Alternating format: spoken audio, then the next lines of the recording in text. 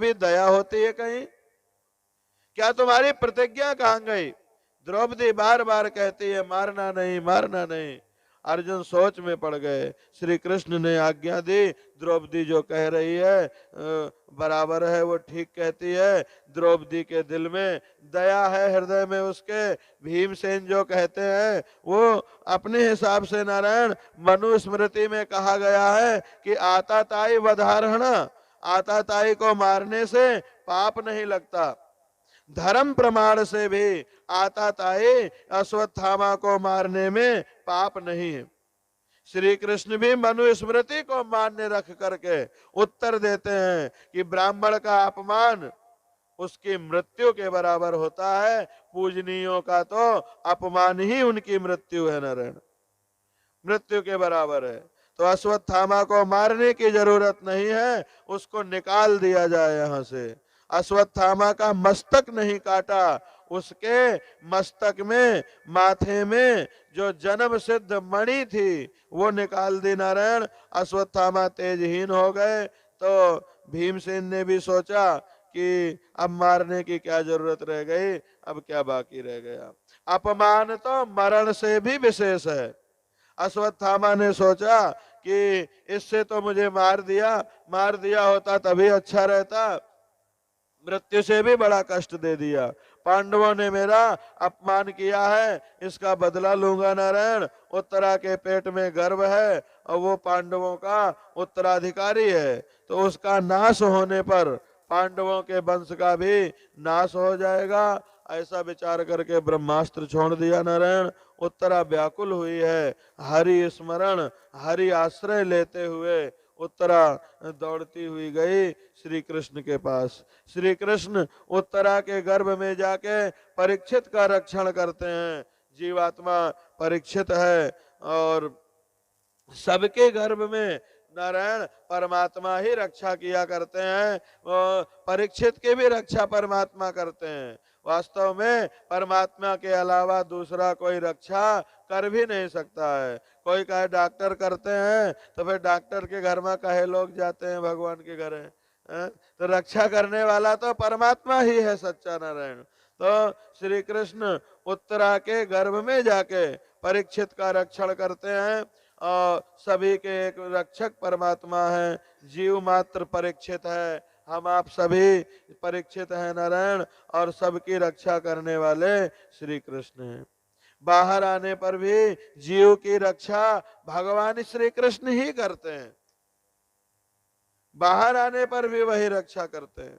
गर्भावस्था में जीव की रक्षा परमात्मा करते हैं, बाल्यावस्था में भी जीवन की रक्षा परमात्मा ही करते हैं, नारायण। और युवावस्था में मानव होश भूल जाता है, अकड़ के चलता है और फिर कहता है कि मैं धर्म को नहीं मानता हूँ, मैं ईश्वर को नहीं मानता हूँ। और उसको याद करे कि कैसे गर्भ में तू पड़ा था, आज किसी की बात नहीं मानता, कहता है मैं मातारी की बात नहीं, पिता की बात नहीं मानता। और कभी गर्भ में नारायण पानी में और झिल्ली में ऐसे पड़ा था उसका जैसे कोई अस्तित्व न हो।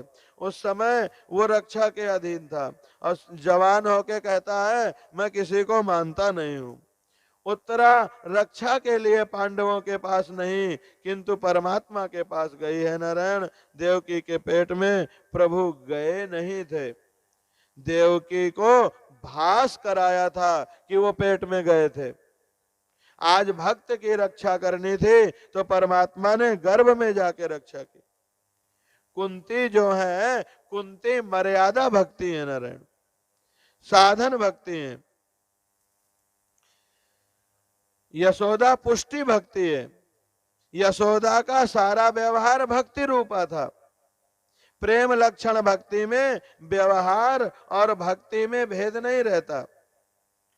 प्रेम लक्षण भक्ति में व्यवहार और भक्ति में भेद नहीं रह पाता, नारायण। वैष्णव की माने भक्तों की सारी क्रियाएं भक्ति ही बन जाया करती हैं। सबसे पहले तो मर्यादा भक्ति जीवन में आती है, उसके बाद पुष्टि भक्ति आती है, नारायण। मर्यादा भक्ति साधन है, वो आरंभ में आती है। पुष्टि भक्ति साध्य है, वो अंत में आती है। मर्यादा भक्ति में तन को गलती नहीं होती। मर्यादा भक्ति में बड़ी सावधानी रखी जाती है नारायण।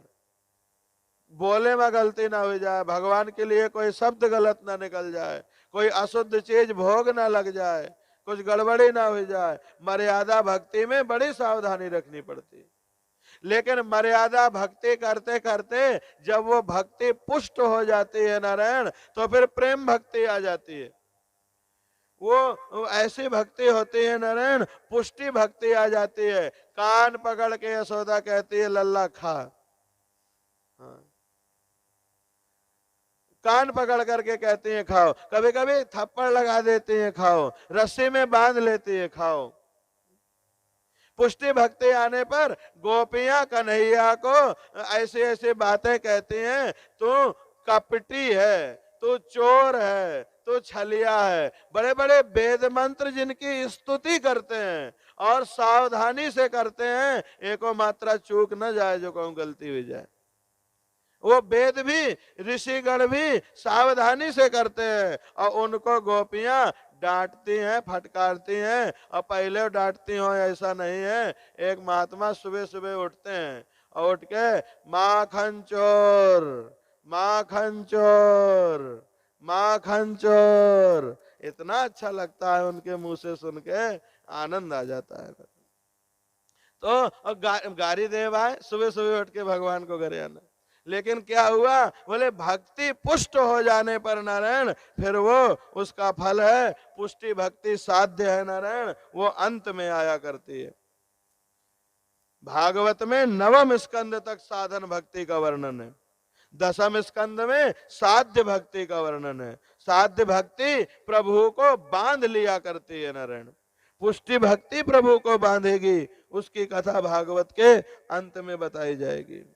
तो अश्वत्थामा के द्वारा चलाए गए बाण से भगवान ने उनकी रक्षा की। इसके बाद पांडवों को राजधानी में ले गए और राजा बनाया, सम्राट बनाया धर्मराज युधिष्ठिर को नारायण। और धर्मराज युधिष्ठिर को सम्राट बना के पांडवों के वंश की रक्षा करके भगवान जाने को तैयार हुए। तो कुंती ने आके भगवान की स्तुति करी है नारायण। कुंती जी भगवान को वंदन की हैं, वंदन से प्रभु बंधन में आ जाते हैं नारायण। वंदन के समय अपने पापों को याद करे कोई, और पापों को याद करके वंदन करे परमात्मा को, वो पाप नष्ट हो जाते हैं, हृदय दीन और नम्र हो जाता है। नियम तो ऐसा है कि रोज भगवान कुंती जी को वंदन करते हैं।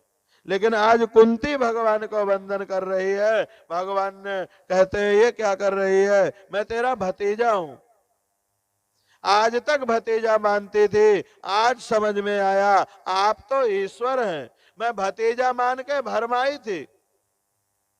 योगी जन आपका ही ध्यान किया करते हैं, आप योगेश्वर है। कृष्ण की भक्ति दास्य मिश्रित वात्सल्य भक्ति है। कुंती की भक्ति कृष्ण के प्रति दास्य भाव भी उनमें है और उनमें नारायण वात्सल्य भाव भी है, मेरा भतीजा है।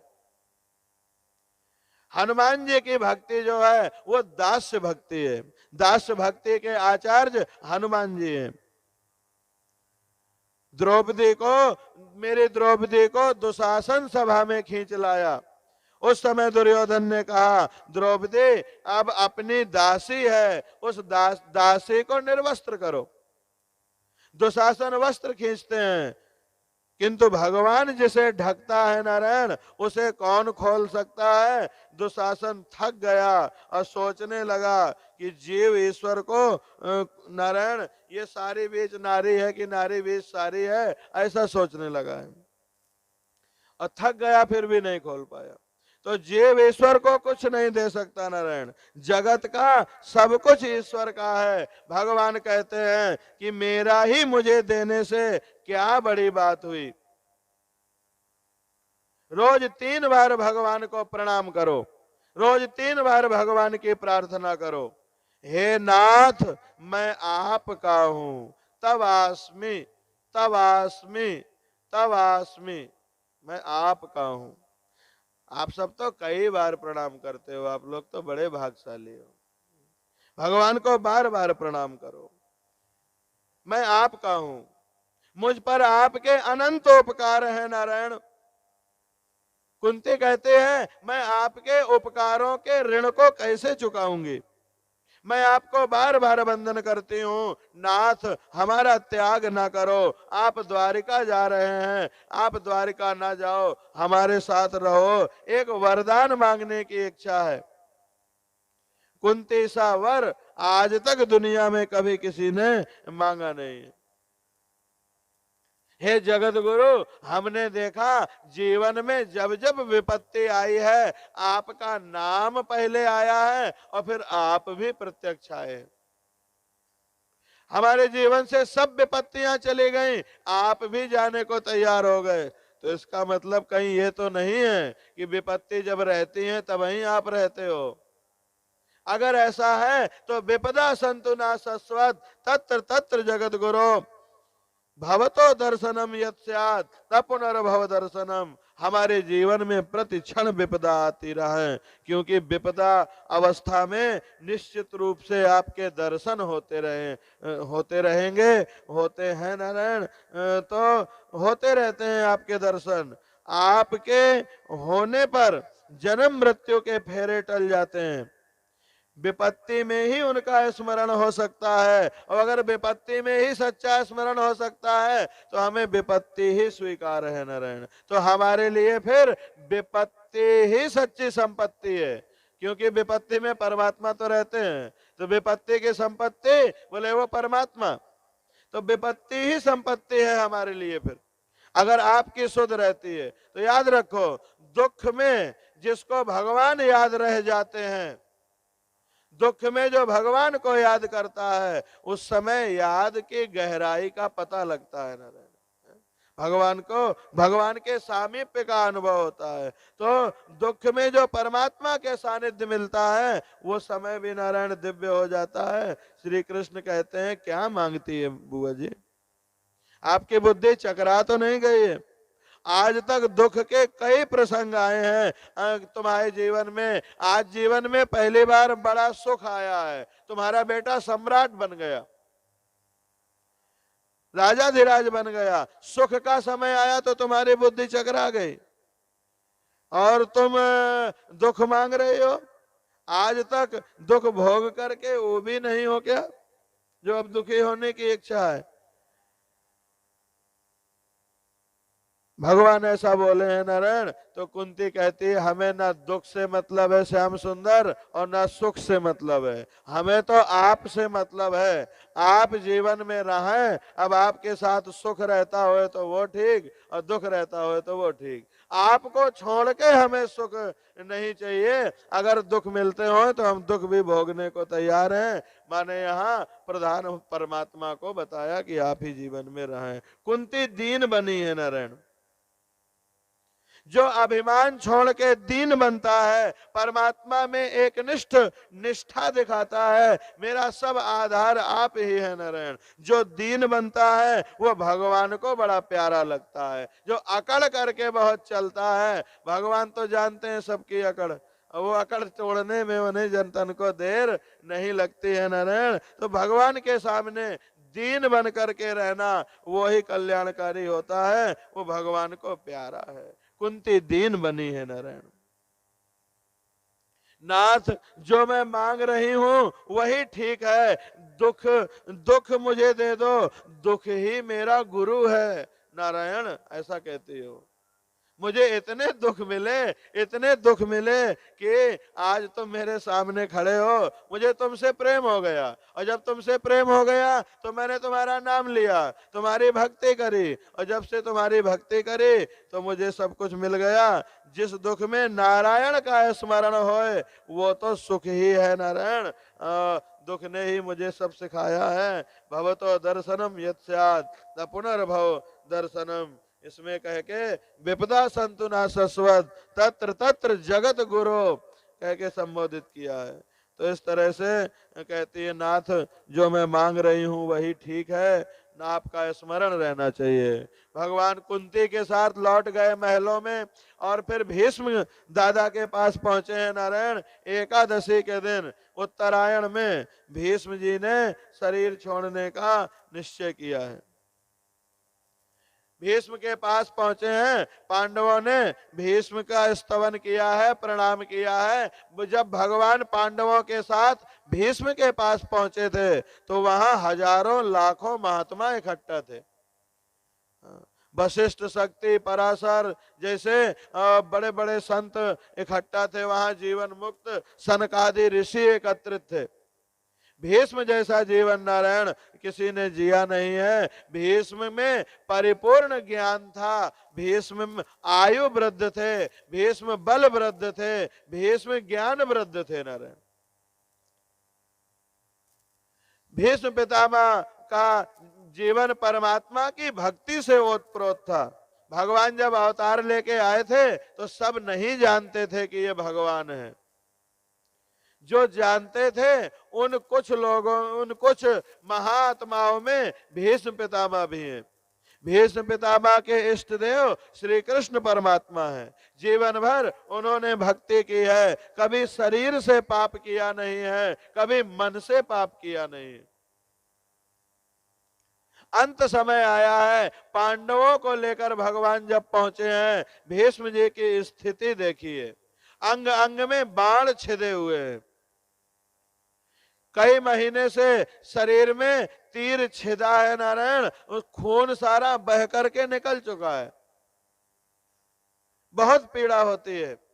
पांडवों ने पहुंच के अभिनंदन किया है, प्रणाम किया है और सामने खड़े हुए हैं। और सामने खड़े होकर के भीष्म पितामह की तो एक ही नजर थी, एक ही प्रतीक्षा थी कि अब शरीर छोड़ने का समय आ गया है, श्री कृष्ण आ जाएं हमारे आंख के सामने। उनको देखते देखते हम शरीर छोड़ें तो हमारा जीवन धन्य होए। तो उन्होंने पूछा अर्जुन से, तुम्हारा वो सारथी नहीं आया? अर्जुन ने बताया, हाँ हाँ वो सामने ही खड़े हैं। भगवान उनके सामने आके खड़े होते हैं। भगवान है तो सब जगह, लेकिन को उनका पूछे ना भैया तो वो जल्दी सामने आते नहीं है। हम कौन ऐसी जगह है जहां वो ना हो न रहे, लेकिन कोई भक्ति से प्रेम से उन्हें याद ना करे तो उसको अपना अनुभव नहीं देते हैं वो कि हम क्या हैं, हम कौन हैं, रहते हुए भी। तो जब नारायण भगवान का बुलाया है, भगवान उनके सामने गए हैं। भगवान ने कहा, पितामह भीष्म आपके ज्ञान को नमन है, आपकी भक्ति भी नारायण श्रेष्ठ है, प्रशंसनीय है। ये पांडव धर्म राजा युधिष्ठिर, इनको जब से सम्राट बनाया है, ये राजगद्दी में बैठते हैं और सोचते हैं कि बताओ इतनी हत्याएं कर डाली, महाभारत में इतने जीव मार डाले तो राज सिंहासन पाया। अब ये इस बात को सोच करके खुद को दोषी मानते हैं। सो आप कृपा करके इन्हें समझाइए, इन्हें इनके मन की शंका दूर कीजिए। तो नारायण भीष्म पितामह कहते हैं, जिसको भी जो प्रश्न करना हो मुझसे पूछ ले। भीष्म में पूर्ण ज्ञान है, वो गंगा मैया के पुत्र हैं, गंगा में ज्ञान का निवास है। गंगा से उत्पन्न हुए भीष्म पूर्ण ज्ञानी है नारायण। भीष्म पितामह कहते हैं कि जिसको भी कुछ पूछना हो मुझसे पूछ ले। तो वहां स्त्री धर्म, भगवत धर्म, मोक्ष धर्म, राज धर्म, सब धर्मों को उन्होंने समास व्यास विधि से बताया है, सब धर्मों का निरूपण किया। अंत में भीष्म पितामह कहने लगे, मेरे मन में भी कुछ प्रश्न हैं। दुनिया में जिसके प्रश्न हो उसका उत्तर मैं दे दूंगा, लेकिन मेरे प्रश्नों का उत्तर कौन देगा? श्री कृष्ण खड़े खड़े मुस्कुरा रहे थे, बोले दादाजी आपके जितने प्रश्न हो आप हमसे पूछ लो, आपके प्रश्नों का उत्तर हम देंगे। भीष्म पितामह कहते हैं, मेरा जीवन निष्पाप रहा है दामोदर। मैंने कभी मन से पाप नहीं किया, मैंने कभी तन से पाप नहीं किया। मेरा तन भी पवित्र है, मेरा मन भी पवित्र है, मेरी इंद्रियां भी कभी पाप में प्रवृत्त नहीं हुई, मेरी इंद्रियां भी शुद्ध हैं। मैं उनसे बात कर रहा हूं श्याम सुंदर जो मन की जानने वाले हैं। अंत समय में भीष्म ये बात किससे कह रहे हैं? बोले जो सबके हृदय में रहने वाले परमात्मा है, जिनको पट्टी नहीं पढ़ाई जा सकती। कहते हैं मैंने कभी मन से पाप नहीं किया, मैंने कभी तन से पाप नहीं किया, मेरी इंद्रियां भी शुद्ध हैं, इंद्रियों से कोई पाप कभी नहीं हुआ। मैं उनके सामने ये सब बातें कह रहा हूं जो सबके मन की बात जानने वाले हैं। मैंने पाप किया ही नहीं, तो फिर पाप का फल, दुख, ये दंड मुझे क्यों मिल रहा है? मैंने शरीर से भी नहीं किया, इंद्रियों से भी नहीं किया, तो ये दुख मुझे क्यों मिल रहा है? मुझे बाण सैया में सोना पड़ा है, एक एक अंग छिदे हुए हैं मेरे, बहुत पीड़ा होती थी माधव, शरीर से सारा रक्त बह गया है। वो तो आपकी कृपा है श्याम सुंदर, जो मृत्यु के समय भी, पीड़ा के समय भी आपका स्मरण मुझे एक क्षण के लिए भी भूला नहीं। एक क्षण के लिए भी आपका स्मरण मुझसे दूर नहीं हुआ, वो आपकी कृपा है। ये कष्ट भी मुझे आपके स्मरण से दूर नहीं कर पाया। मुझे बाण की सैया में सोना पड़ा, अतिशय वेदना होती है। कहा है ये दर्द, ये पाप जीव, ये कष्ट तो पाप का फल है नारायण। जब पाप किया जाता है तो फल स्वरूप कष्ट मिला करते हैं, पुण्य किया जाता है तो सुख मिला करता है। तो मैं निष्पाप हूं, फिर मुझे इतनी भयंकर सजा क्यों मिली? एक एक अंग मेरा छेदा गया।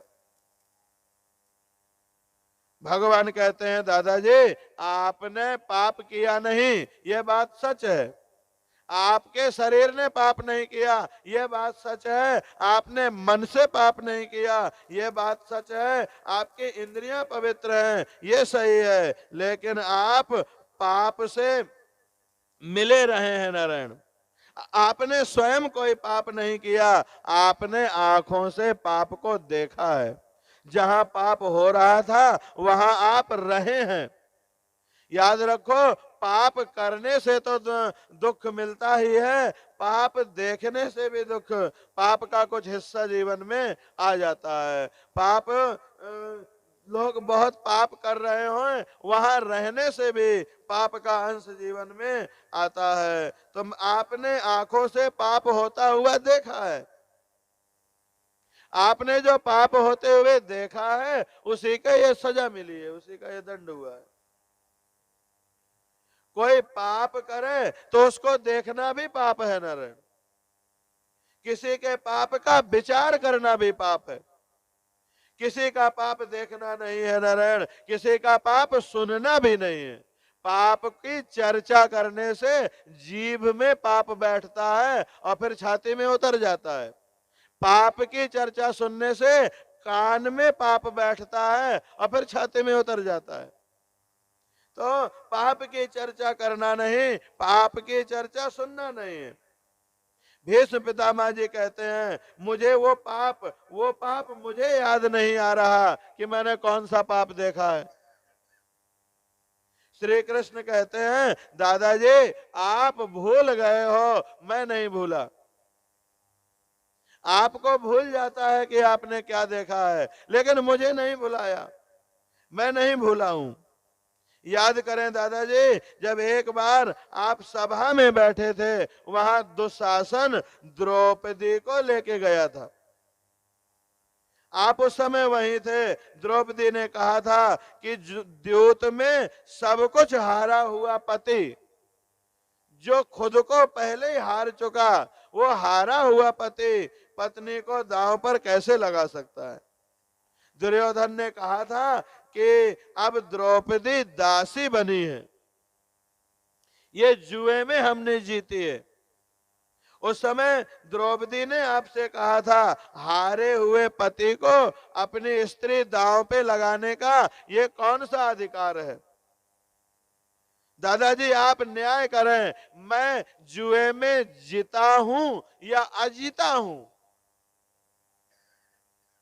उस समय भीष्म पितामह ने जो है कहा था, दुर्योधन का अन्न ग्रहण करने के कारण उनकी बुद्धि थोड़ी कुंठित हो गई थी और द्रौपदी के बोलने पर भी भीष्म पितामह चुप हो गए थे। तो विद्वानन ने कहा, भीष्म दादा कुछ बोलत नहीं ना, यह मतलब यही है कि दुर्योधन सही है। हाँ, ऐसे कह दिया। आप चुप रह गए नारायण। ऐसा घोर पाप सभा में हो रहा था और आप उसको देखते रहे। आप जैसे ज्ञानी को शोभा नहीं देता है, द्रौपदी का अपमान सभागृह में देखते रहे। द्रौपदी को तो आशा थी कि आप जैसे ज्ञानी जहां होंगे वो न्याय करेंगे।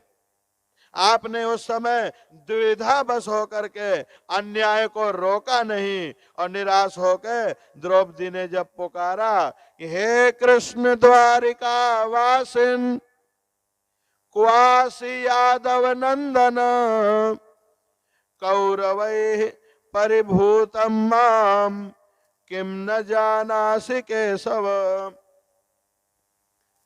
द्रौपदी की पुकार को सुनकर के नारायण भगवान वहां गुप्त रूप से गए।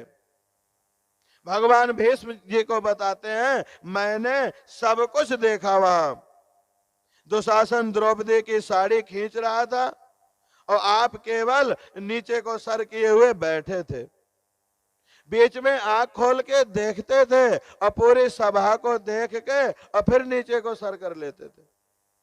साथ में हो रहे अन्याय को भी आपने चुपचाप होने दिया। इसी पाप का दंड आपको मिल गया है, मिल रहा है। भीष्म पितामह ने नमन किया नारायण। उन्होंने फिर धर्मराज को उपदेश दिया, स्त्री धर्म सिखाया, आपद धर्म सिखाया, राज धर्म सिखाया, मोक्ष धर्म सिखाया और सबका शांति पर्व में महाभारत के उन्होंने विस्तार से वर्णन किया है। फिर पर धर्म बताए नारायण। युधिष्ठिर ने पूछा कि सब धर्मों में कौन से धर्म को आप श्रेष्ठ मानते हैं और किसके जप करने से जीव जन्म मरण रूपी सांसारिक बंधन से मुक्त हो जाएगा। तो अंतिम में भीष्म ने जो कहा नारायण वो बताते हैं। हालांकि ये महाभारत की बातें हैं कि स्थावर जंगम रूप संसार के स्वामी ब्रह्मादि देवों के देव, देश काल और वस्तु से अपरिच्छिन्न क्षर अक्षर श्रेष्ठ पुरुषोत्तम के 1000 नामों का निरंतर तत्परता से गुण संकीर्तन करने से मनुष्य सब दुखों से मुक्त होता है। नमोस्तनंताय सहस्त्रमूर्तये सहस्त्रपादाक्ष शिरोरुबाहवे सहस्त्र नामने पुरुषाय शाश्वते सहस्त्र कोटि युग धारणे नमः। 1000 नामों का भीष्म पितामह ने उल्लेख किया भगवान का। विष्णु सहस्त्र नाम का पाठ करना परम धर्म है, उसको जरूर करना चाहिए जीवन में। शिव महिमना और विष्णु सहस्त्र नाम का पाठ ये रोज करना चाहिए। शिव जी की स्तुति करने से ज्ञान मिलता है और ज्ञान से भक्ति दृढ़ होती है। विष्णु भगवान की स्तुति करने से पाप जलता है नारायण। शिव सहस्त्र नाम के पाठ करने से ललाट पर लिखे हुए विधाता के लेख भी बदल जाते हैं नारायण। जन्म मरण के बंधन से जीव को यह पाठ मुक्त करता है। भगवान शंकराचार्य जी को विष्णु सहस्त्र नाम का पाठ करना, पठन करना बहुत पसंद था। आदि शंकराचार्य जी ने पहला काम विष्णु सहस्त्र नाम पर ही उन्होंने टीका की है। सबसे पहले विष्णु सहस्त्र नाम पर भाष्य किया है नारायण। उनका अंतिम ग्रंथ ब्रह्म सूत्र का भाष्य है, शांकर भाष्य। फिर उन्होंने कलम रख दी है। तो विष्णु सहस्त्र नाम का पाठ रोज करो नारायण। 12 वर्ष तक रोज 2 बार विष्णु सहस्त्र नाम का पाठ करे कोई तो उसे भगवान के दर्शन मिलते हैं नारायण। विष्णु सहस्त्र नाम के बारे में बताया है और उसका उपदेश करके राजधर्म आदि सिखा करके ये ललाट के अक्षरों को भी मिटाने बदलने की शक्ति रखता है। गरीब व्यक्ति जिसके बहुत पैसा ना होए वो बड़ा विष्णु यज्ञ कैसे कर पाएगा? कोई बात नहीं, विष्णु सहस्त्र नाम का पाठ कर ले तो एक एक नाम लेने में एक एक यज्ञ का फल मिलेगा नारायण। 1000 यज्ञ तो रोज सवेरे उठ के चाहे तो कर सकते। तो भोजन की भांति भजन का भी नियम होना चाहिए। 12 वर्ष तक नियम पूर्वक सत्कर्म करे, फिर अनुभव होता है नारायण।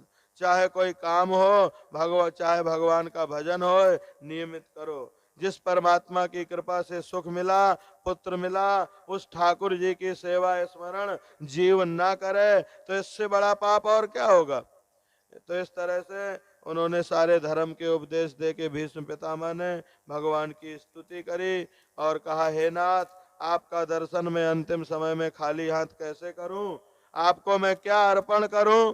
भगवान जीव से धन संपत्ति नहीं मांगते हैं नारायण। कोई ना दे ना चढ़ावे तो भगवान बुरा भी नहीं मानते। चढ़ाओगे अपने लिए, नहीं चढ़ाओगे अपने लिए, वो तो दान की वस्तु है नारायण। वो तुम्हें, तुम्हारे परिवार को वो बार बार मिल, घूम घूम के मिलती रहेगी नारायण। उसको भगवान मांगते हैं।